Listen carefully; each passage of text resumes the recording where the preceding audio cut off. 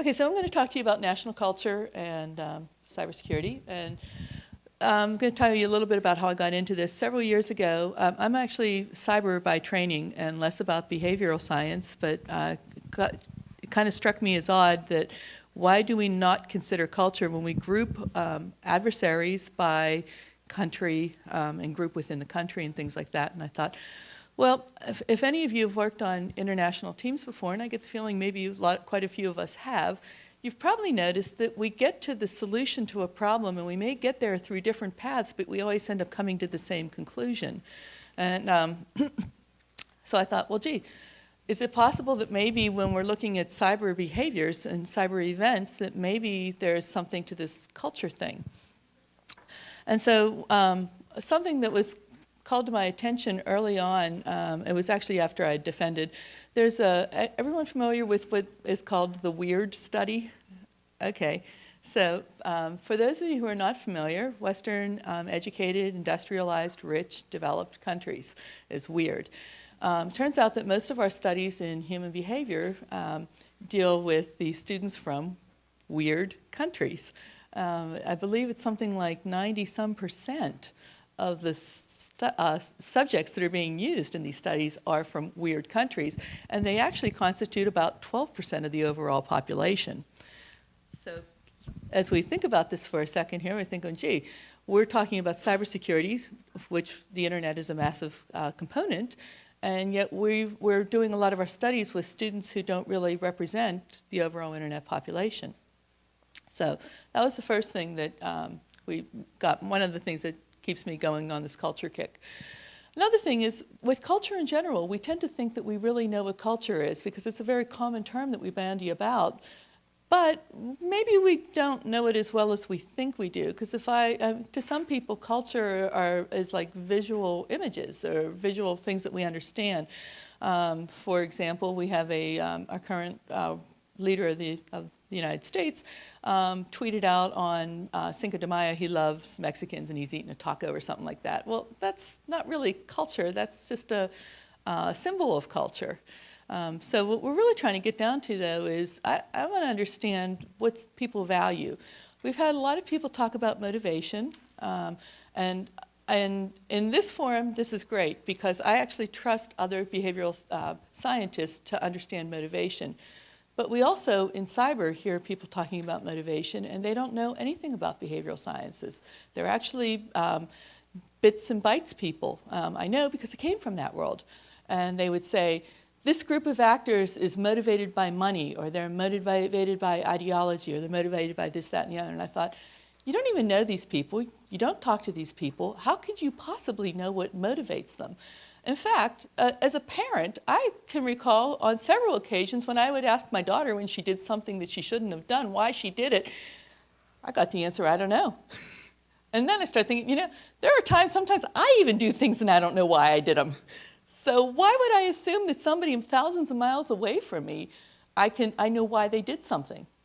So I said, well, maybe it might be better to get to what they value, because I don't know what motivates people to do things, but I do know if you value something, that might just get you to do something else. And if I do something that threatens your values or reinforces your values, then I may also be able to get your response. I can get your response or manipulate your response. Interestingly enough, Gene Spafford, and I cannot pronounce the poor gentleman's name, I'm going to butcher the name, Alameshka, I think it is, out of Purdue, they had done a study where they had actually found that they're actually finding that hackers are able to manipulate defenders based on some of their cultural values and their predefined biases that they have. So when we're talking about culture and cultural values, and we got to fit this in, and you see this little triangle up here on the right, and we have personality up at the top, and then we've got culture in the middle, and then we've got human nature. So we know that human nature is something that we all have in common. There's certain behaviors that we just cannot, they're bred into us. And then we have culture, which is, I like to call it the context. So when we talk about personality, personality exists within the context of culture. And when we talk about the behaviors in general that we see online, some things that we may consider as odd may be perfectly normal in other cultures. So that when we do our responses, we may do a response, we may think we're eliciting the response that we want, and then we're surprised when we get something that's not what we anticipated. So we also, I've relied heavily on some different cultural legends, I guess. So Nisbett actually, I don't know if everyone's familiar with his book, The Geography of Thought. He actually did a really nice job articulating the East-West divide and how he gives the example of the cow, chicken, grass example, and how study, I guess, where they talked to a bunch of college students and they found that if you had a group of two together, that the students from collectivist societies would put cow and grass together because cows eat grass, but students from the Western societies tend to put cow and chicken together because they're both objects or nouns, so animals. So and he goes on to great detail in describing this difference between the culture of the East and West, but he doesn't do anything quantitative. So that brought me to Hofstede's work. And Hofstede, next slide. Having a little trouble getting to my next slide here. Okay. So anyways, I can't get to the next slide, but that's all right. Having a little technical difficulties here. There we go. Thank you. Okay, so what is culture? So we've talked a little bit about it. I liked Hofstede's term of calling it our mental software. And there are a lot of different sociologists, anthropologists, whatnot, who have definitions for culture that each one of them has their own unique instantiation. But there are some terms that they have in common. And culture and shared values is one of them. Shared beliefs is another. And of course, more recently, we're seeing evidence of shared problem solving.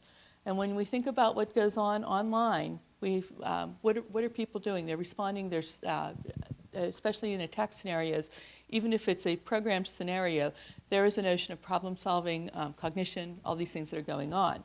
So why does culture matter? I said earlier that it does determine what is normal. For example, McDonald's found out when they first were doing their expansions into what was the former Soviet Union, that their instruction to tell employees to smile all the time was actually greeted with disdain over there and suspicion, because you don't just smile over there. If you're smiling, you might be up to something.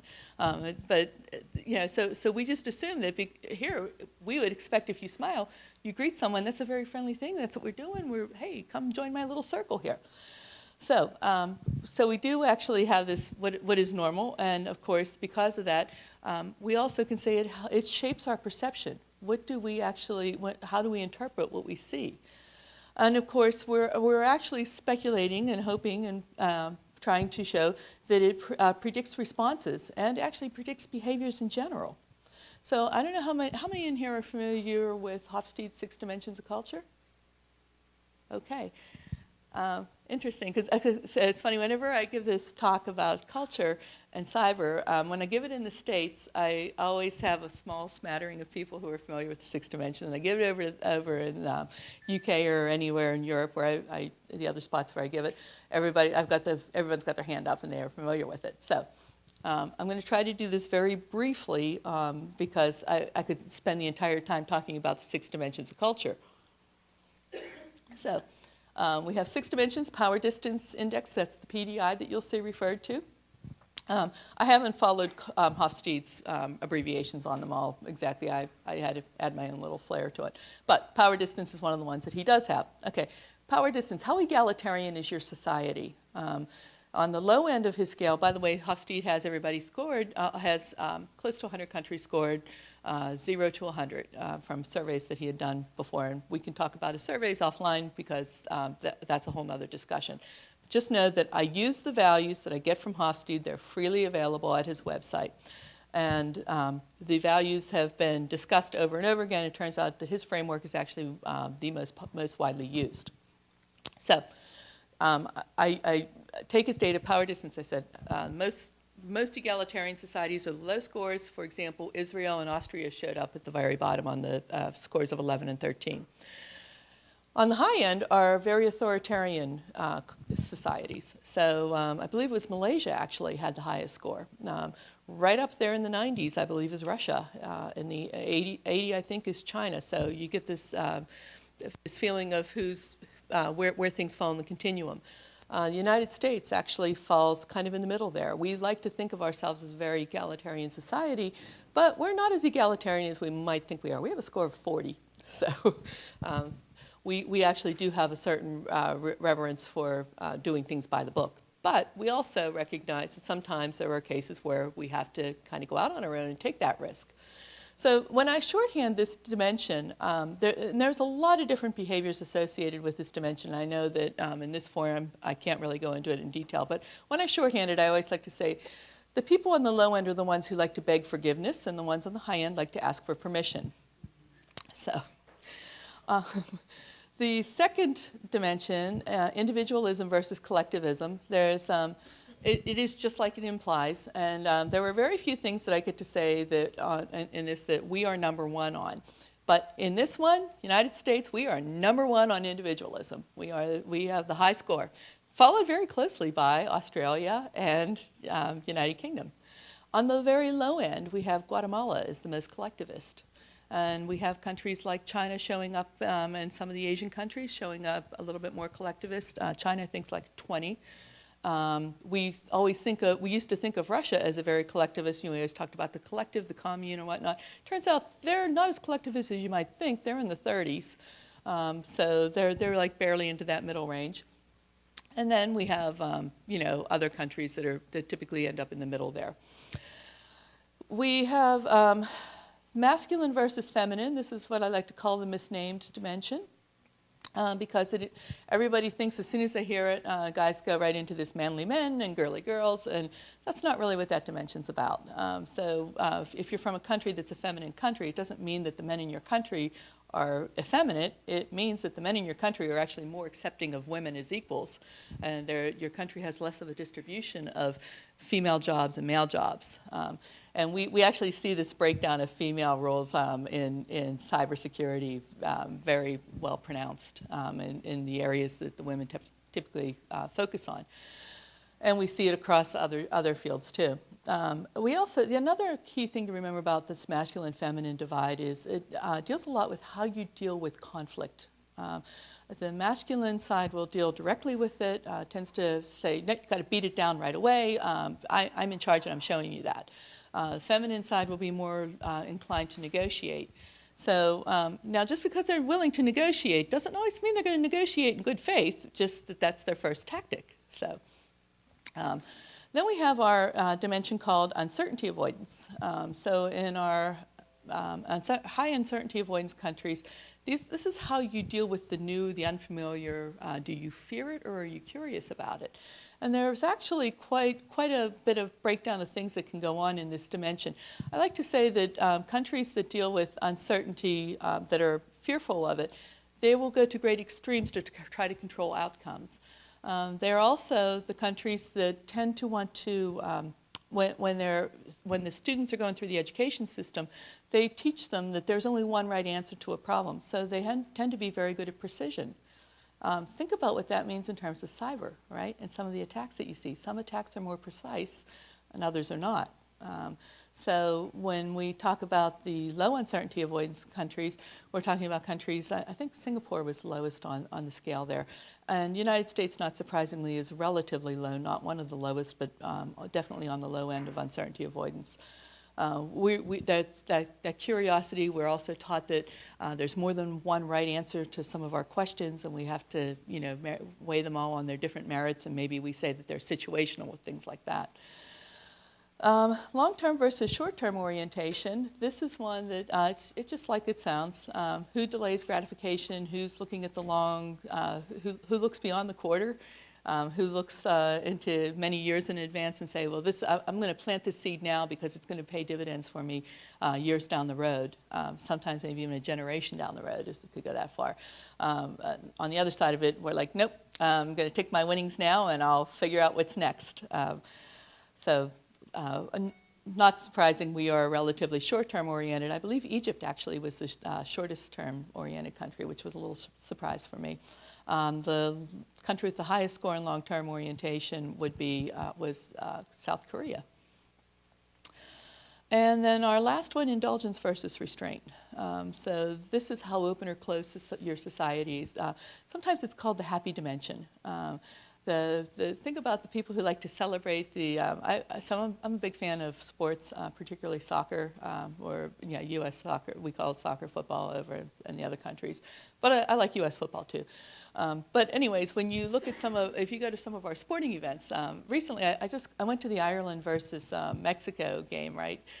So here we have up in New York, it was a friendly game for Ireland. I'm sorry, Grania, they're the happiest team when they lose, though, you know.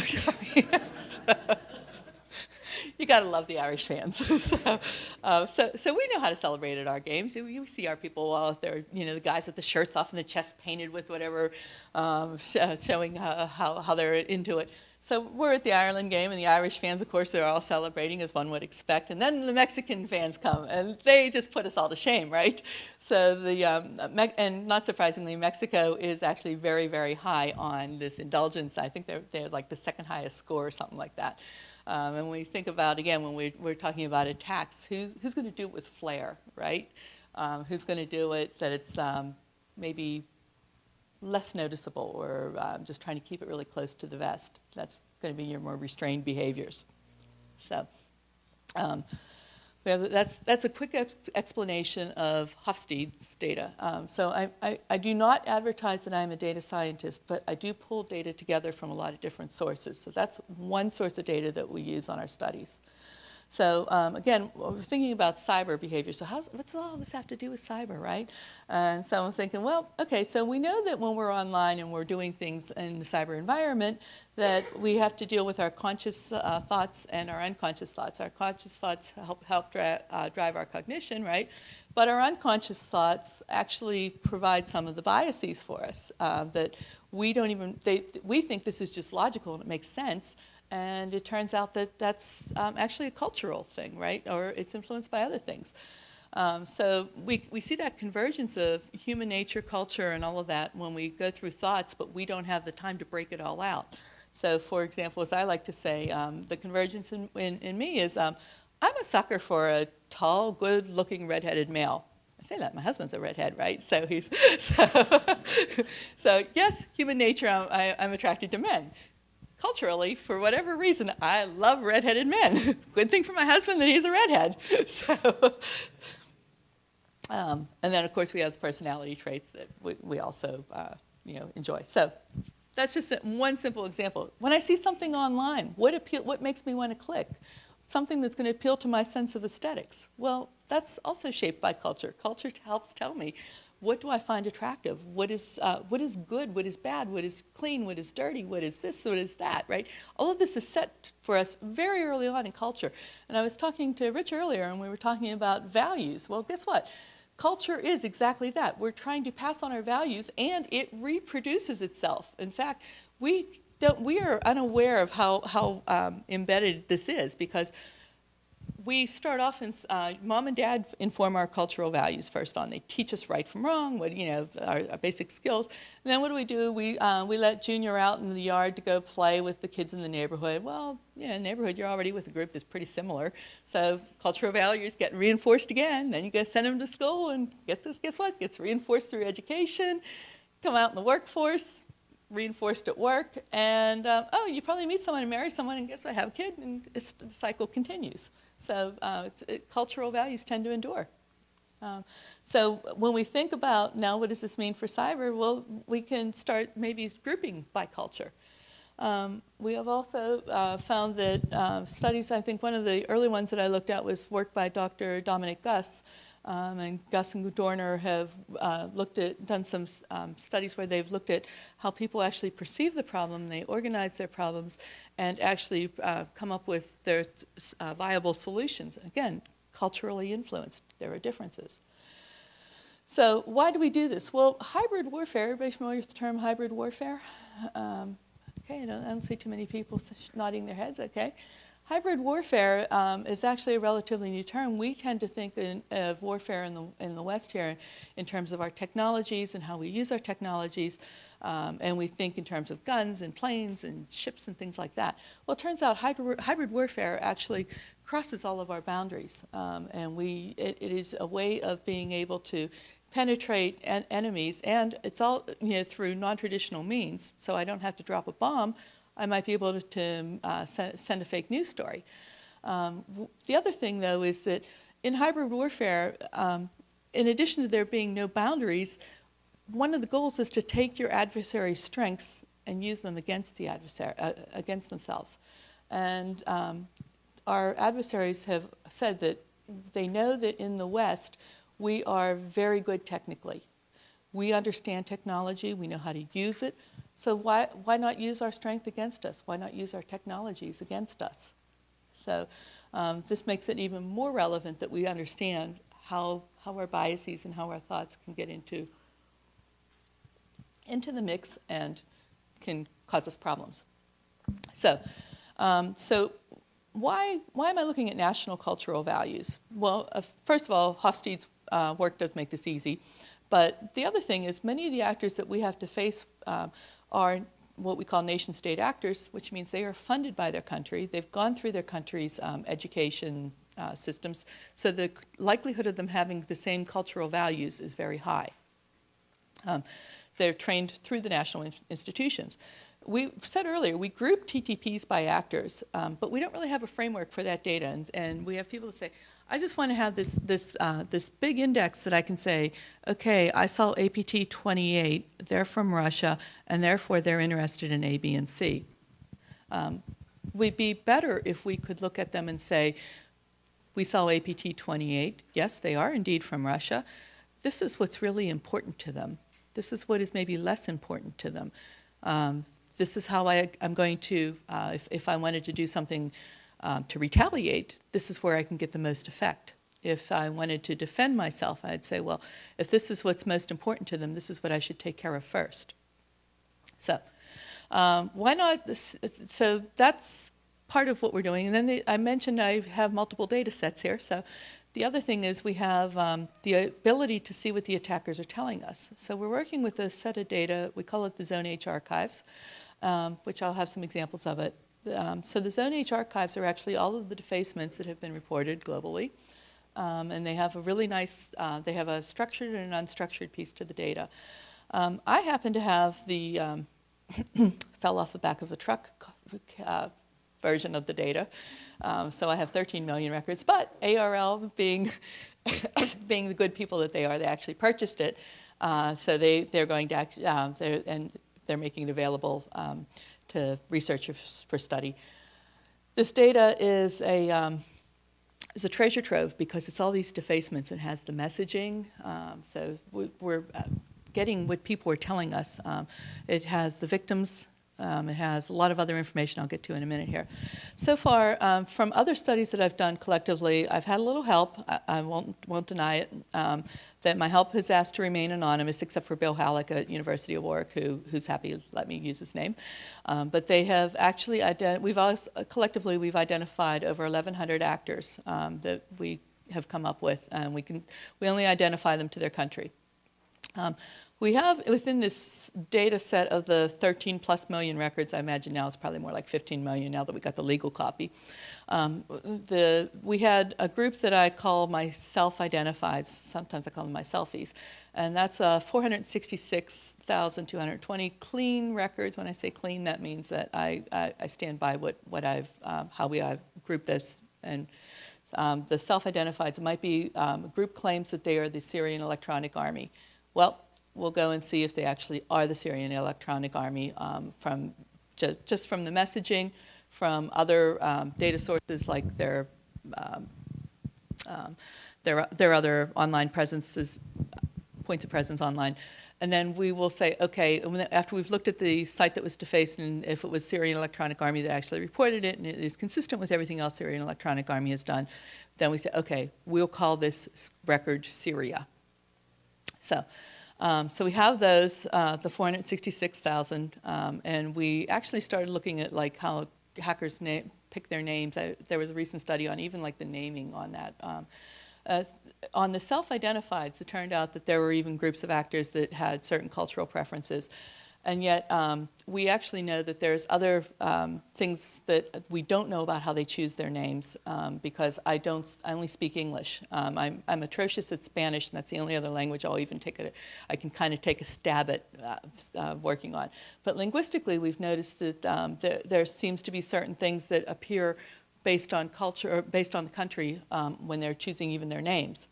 Now, we also, another data point here that we like to work with. Everyone familiar with MITRE's cyber observables?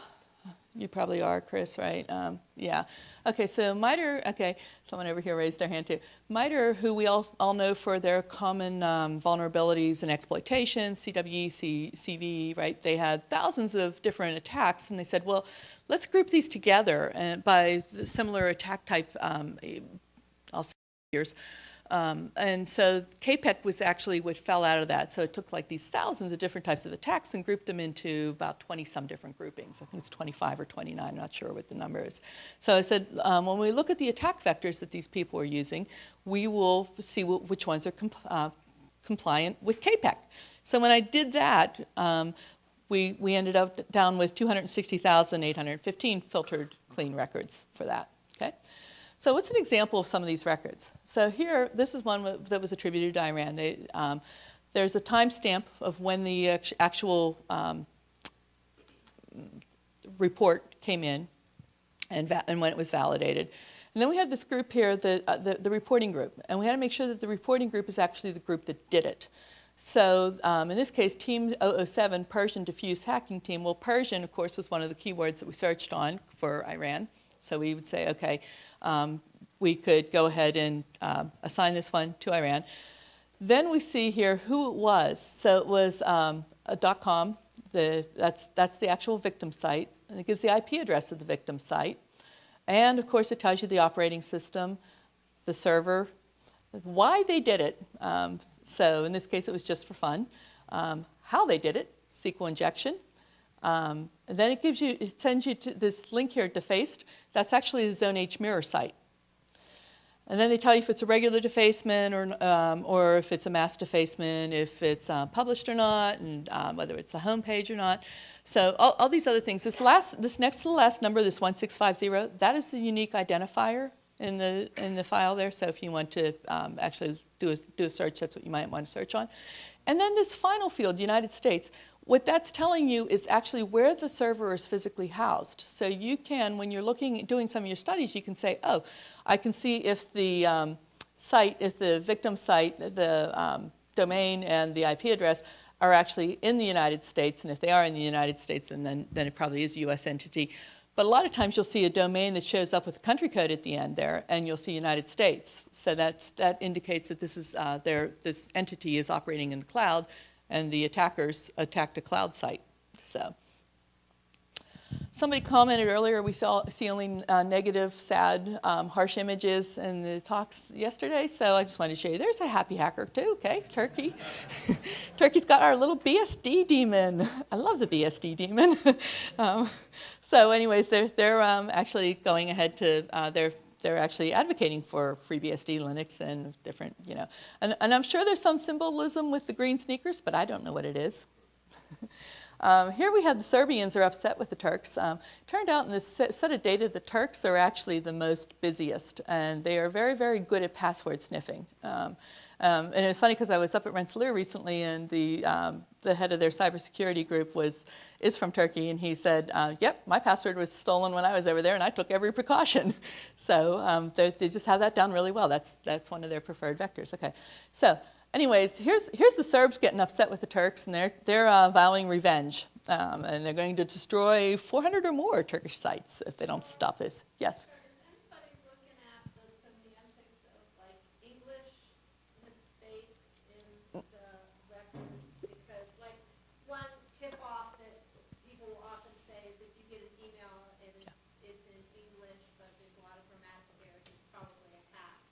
Right. Is Not a anyone native. looking at, are there typical patterns of We are actually hoping to get to do that. All of my studies so far have just been on the structured data. Then one of the guys that I work with actually started working on an extractor. So he was able to take some of the text in the images and pull that out. And now we have another person who's worked on harvesting out the image and actually doing more with it. So once we get, because we want to be able to do it on a larger scale. So here we have, this is a fun one because this is, Tunavato was very, very difficult. Bill Halleck actually did a lot of work to find out who this one was, and it turned out he was from Paraguay. And here we have, they're actually telling, they hacked a Brazilian site, and they're telling them to stop the interference in Venezuela. So we got 3 different countries here. I've got a little triad of countries going on here. And it just, we find, and they're saying they did this for patriotic reasons. So how do we do the processing? So I apologize in advance to some that I'm a little old school. We still use PNR. So somebody pointed out yesterday that yes, PNR are becoming less relevant, and that we want to use Bayesian analysis. Happy to move into that direction, but part of the thing that we wanted to be able to do first is get to some notion of what's actually happening, what is truth in all of this. So Mann, Whitney, Wilcoxon to help. Did I mention none of the data is normally distributed? Not surprising, I suppose, for most of the people in this room. Was a little surprising for me initially. So had to go with the non-parametric. And no, don't use SPSS, but I do use R. So for those of you who, I am cheap. So, and R doesn't have a licensing limit like some of the other packages do. So anyways, R, anyways, is our friend, and it was just easy to do it with Mann-Whitney, Spearman correlations, as opposed to Pearson correlations. Actually, when we started off, and every once in a while we'll run the Spearman versus the Pearson. Pearson always gives like these really dramatic findings, and I'm like, damn, I wish I could use those findings. So what do we want to do? We want to focus on informed study. We use Mann-Whitney, Wilcoxon to help, just more for focusing our attention on where we should be looking. And then we use Spearman to actually run to see if there are actually real correlations. There's another set of data that oftentimes we use when we're doing correlations with this data, and that is from Internet World Stats, and that is the internet population data, so that we can try to normalize and deal for variations of population. So part of what we're trying to do is check against some of these unfounded claims. For example, a lot of people say there's a single hacker culture, and amazingly, it looks a lot like Western perceptions of what this single hacker culture is. I might say it's more like a tribe, and that there's some sense of loyalty, but in terms of culture, I'm not sure I'm buying that one. So yeah, we like to say it's young, single, antisocial male, and then we're shocked when it's not. And its teams. So what are some of the attack vectors? I mentioned, I heard somebody talking, we've had several people talking about zero-day attacks. One thing that was not mentioned in zero-day attacking is this notion that they suddenly became a lot more commonly used because of the rise of the bug bounty programs. So the bug bounty programs now made it so that anybody with a little bit of money, depending on the platform you're going after, could actually buy the attacks. So that creativity that we associated with creating zero-day attacks is less relevant here, because starting around 2009, as you look in the data, you start seeing this popping up of these zero-day attacks in greater frequency. Brute force attacks, for example, like password guessing. Brute force attacks are of interest to me because these are noisy attacks. I'm not hiding that I'm trying to come into your site. I'm making a lot of noise trying to get there. I'm guessing at passwords. There's going to be invalid login attempts and things like that that are being logged. So that's an interesting one for me. Configuration and administration errors, right? We say, oh, somebody forgot to secure the operating system, and so they came in that way. Well, okay, we assume that is a low-hanging fruit that everybody goes after, but it turns out that that's not always the case when we start looking at the data here. Again, mail attacks. So unfortunately, mail, they have mail the mode they list for the hack mode, or the attack vector, is mail server penetration. Well, that doesn't tell me if you were successfully phished or not, or if it was somebody actually attacking the server. Password sniffing, mentioned that one earlier. Social engineering. This one actually, that's one of the studies I'm going to talk about today. It's not been published yet. I'll be presenting it in Dublin in a couple of weeks. So talk about it, talk about what we found on that one. Because I actually find social engineering kind of an interesting one for several different aspects. And SQL injection. Specifically, what's interesting about SQL injection is the fact that there's a bit of precision. You have to understand this SQL, and you have to be able to put together the right command in order to get the response that you want. So here's what happened. So recently I did my little selfies. I looked at them all 466,000 of them, broke them out here, which broke down to, I believe, 266,000. You saw that other number, or whatever that number was, 200-some thousand. Anyways, so here's the breakdown of attacks. And what we found was, there we go, there's an awful lot of password sniffing going on. That's 184,155 attacks that were in that data set. We had 142 different identities, and we had 19 countries that were using that. So we break them down for all of them. We have our 0 days, brute force, configuration, mail, password, social engineering. And you can see we have a pretty good cut of different countries and groups doing it. We found SQL injection, of course, is very popular. It has the most representation by countries and by individual identities, followed by configuration mistakes, and then our 0 days and brute force. Okay, so what did we find? So, using P. So what we found, and this is not surprising to find that high power distance countries all the way down on column 1, because the initial research, when we looked at patriotic, political, and revenge attacks, those tend to overwhelmingly be associated with high power distance countries. So that's more the behavior itself that's being reflected here on these numbers, on that particular column. But now, I don't pretend to know why people make a decision, but I do want to know what their preferences are. So instead of saying that they made a conscious decision to use a specific attack, I just want to know what those preferences were. And it turns out that masculine countries tended to associate with these brute force attacks, configuration mistakes. And then we have these numbers in blue, which of course didn't meet the 5% criteria, but they hit the 10% criteria, which meant this is something that I want to keep an eye on. And here we saw the masculine countries using passwords, sniffing, mail, and social engineering as preferred attack vectors. Now, if we go over to our high uncertainty avoidance, remember we said about precision, and here we see SQL injection, a precise attack, actually tends to be associating with our high uncertainty avoidance countries. And then we go over here on the far right, and we see that our indulgence versus restraint with the 0 days. So these are actually our restrained countries, hence the negative. The restrained countries tend to be using the 0 days a lot, which I found relatively, I found that kind of interesting for several different reasons, but as it turns out, the 0 day attacks, who's buying these attacks and whatnot is I think, I know why it was really interesting to me. Initially, I thought, who would burn a 0 day attack on a website defacement?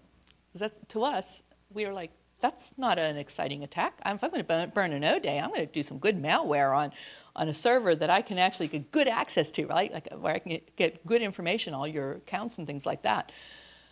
So the 0 day going with these restrained countries was kind of an odd finding to see there. But again, I'm injecting my cultural bias when I said that.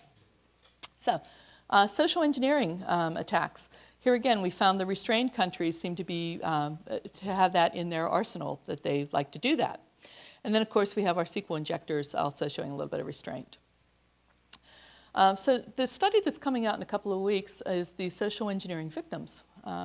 More recently, I've become really enamored with this notion of fake news and data fidelity and things like that. And I'm like, what makes something believable? I don't want to say what makes you willingly give up trust, because trust is its own little branch, its own little discipline that has lots and lots of research going on with it, and trust is a component of this. But what makes what you say believable to me, that I would want to go ahead and click on a link or do something that I know that I shouldn't do? So started looking and said, okay, well, here we go. We've got a bunch of records here. Now, for the victims, what we did, you noticed it on the meta fields. What I looked for was the countries, the top-level country codes. Made sure they had to be one of Hofstede's, 100 countries. And I had the country code actually had to correspond with the server being physically in the country, so that I couldn't say that maybe somebody who was managing the system made the mistake and they were from another country. So when I took those out, then we found our victim countries, and we found that apparently social engineering as a attack vectors are getting better and better, because we can find that our victim and our non-victim countries are clearly the non-victim countries, that number is going down, and the victim countries is going up. And we have quite a few records that we could go ahead and run through, so we could say who are our social engineering victims. Well, not surprised, well, maybe a little surprising. The countries that were low in power distance, which would mean our egalitarian countries, where risk is oftentimes rewarded, where we have to say, I think Hofstede uses the term being a little flexible to get ahead.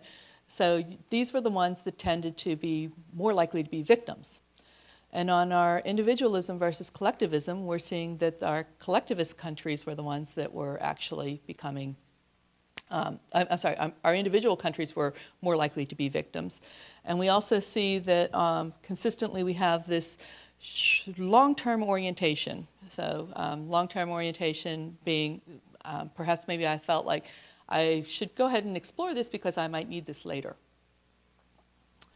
So when we looked at the correlations, we actually found that they were moderate in the same directions.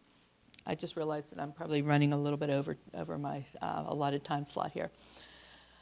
So again, I don't know how I got that out of order there, but here were the correlations for the self-identified attackers, and this kind of like sums it all up together. I have my social engineering victims and my social engineering attackers right next to each other, so you can see there is a difference between the attackers and the victims, and that they do seem to have unique cultural characteristics. The word about defenders. There was another study that I did back in 2015 with another friend of mine, and we looked at DNS Sec. Who signs their zones? Everybody familiar with DNS Sec? Okay. So DNS Sec is known as the Domain Name System Security Extensions. And what it does is it allows you to digitally sign the contents of your zone. And you can go ahead and it's a nice little fix for dealing with cache poisoning and things like that. There's a host of attacks that it deals very well with, because you sign your zone and then you join the collective of people, and you can put DNS Sec validation on, so you can now see if when you get a DNS request back, if the zone is signed, and then you can go ahead and say, oh, the data actually matches what it says it's supposed to be. So I had curiosity about it because I used to work in DNS Sec many years ago, and I still am a bit of a DNS junkie. So DNS Sec is actually not easy to implement, but signing your zone is trivially easy to do. So I thought, well, it's really, we can check the IANA website and see who signs their zones. And so this tells me what your priorities are if you're a defender. And so, okay. Anyways, so DNSSec's also been available for a really long time. It was first introduced in the 90s. It's slowly getting adopted. But there are some countries that seem to be doing it at a higher rate than other countries. And the biggest hurdle to DNSSec being implemented is management of the keys. And so one of the obstacles to doing that was that parents can manage keys for their children. So the big thing was to get the root zone signed. So the root zone was signed back in 2010. But yet, we still don't have a full adoption of DNSSec. So what do we find?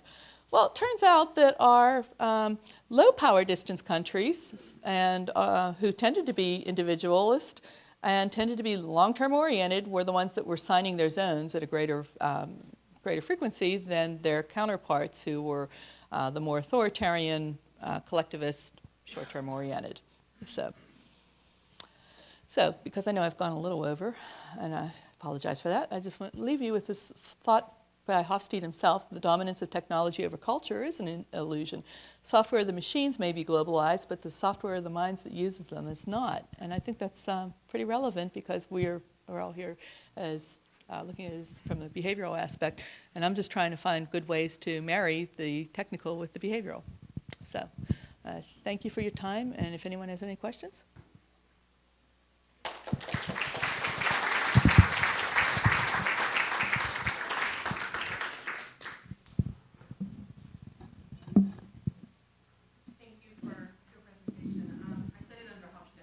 Oh my gosh. And Sean Schwartz. So, moving into Castle at University of Maryland for a few years, I did a lot of work with for culture Nice. and cyber, and so I'd like to have a conversation at some point. Absolutely. But wanted to. This came up yesterday as well. MITRE has a book that came out a couple of years ago, Sociocultural Behavior Sense Making, that's free and downloadable. So it may be worthwhile because it's all about culture in understanding, detection, mitigating, and forecasting. And so that may be really helpful because in there I have a chapter that looks at Nice. Hofstede and Schwartz's work in understanding and mitigating. Okay. So it's really important for others who have an interest, because you're right, culture permeates everything that goes on in the evaluation. And there's another thing, you know Alison Abbey's work on culture catches? No. So she used to work for Army Research Institute, ARI, Okay. with Jay Goodwin Okay. before leaving it. But she still, every month, sends out culture catches. So if any relevant article that is important to the DoD Okay. and culture, Oh, great. and there may even be archives, so it's worth it. And then the Lencio Commission project, before it was called the Lencio, to look at the role of culture in the culture in cyber and military landscape. Okay. And so there's a report that I wrote for Castle on that. So Oh, wonderful. Okay, great. Great. Looking forward to talking to you. So, any others? Thanks.